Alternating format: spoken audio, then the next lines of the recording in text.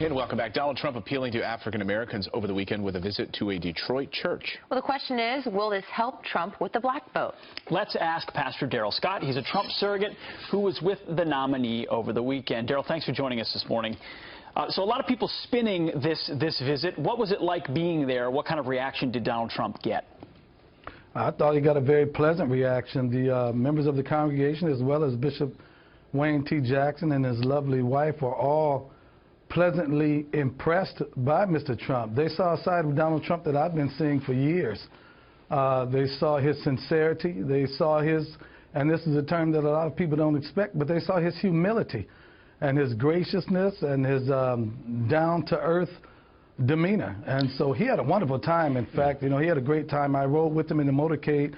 Afterwards, we went to Ben Carson's house that he grew up in, and then we rode together to the airport, and he had a wonderful time. I mean, his reflections on the meeting were very pleasant. He remarked at how well the pastor's wife could sing and how much he enjoyed the church service, and actually almost stopped and got barbecue from one of the street vendors, but the entire motorcade would have had to stop, so we couldn't do that.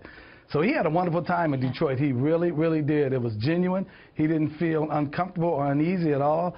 And he had a great time at church. I mean, and he was actually on beat when he clapped. Who knew? Donald Trump has rhythm. We learn something new every day. Yeah, he did have rhythm. Actually, we saw him on Saturday Night Live doing the Drake video, so I guess we knew that. I want to ask you, though, some of his critics ahead of his arrival there said that he was pandering to African Americans and that he was about to do this speech or Q&A with the pastor and that some of the questions were going to be scripted and the answers were scripted. How did it all play out? You said that he was very genuine while he was there. How did that part play out? Okay. Was there controversy surrounding it on the ground? Well, first of all, a lot of critics that don't know the backstory don't know what they're talking about.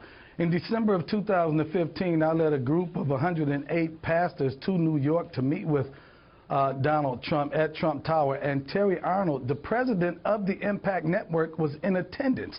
And right there, back in December 2015, Mr. Trump made a promise to the Impact Network that when I do began to engage African Americans on their platform, I will engage Impact because Impact is the largest African American owned and operated gospel network in America. So he made that promise almost a year ago.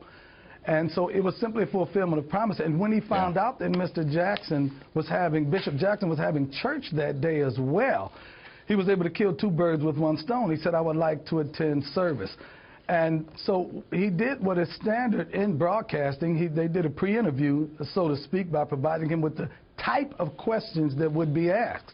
Yeah. And then, he was given advice by his handlers and by his team as what type of answers would be sufficient. But we're going to lose our Donald Trump wasn't going to read that stuff and thank you so much. Thank you.